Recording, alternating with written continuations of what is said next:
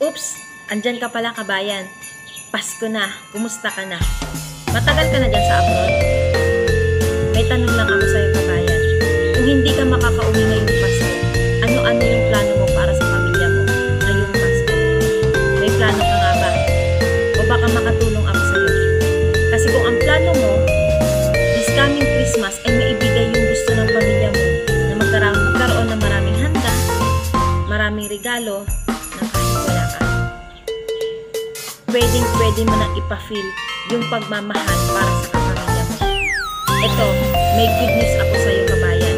Kasi meron tayong programa this coming Christmas na ang goal natin na kahit OFW ka, pwede mo na madagdagan yung ipon mo, pwede mo na madagdagan yung sinasahod mo, at pwede mo na madagdagan yung budget mo para sa Pasko ng pamilya mo. Kung gusto mo malaman kung paano, pwede kong ituro sa iyo yung programa natin dito sa ating community. Kaya ang tanging gawin mo lang, kabayan, i-comment mo lang kung saang bansa ka at kung gaano ka nakatagal dyan. Malay mo, eto na yung matagal mo nang inaantay. At baka makatulong ako sa iyo na pagkatapos ng kontrata mo, ay hindi ka na babalik dyan sa abroad. Kaya i-comment mo agad ng how or i-message mo ako sa Facebook ko, Renz De Jesus. Usap tayo, kabayan.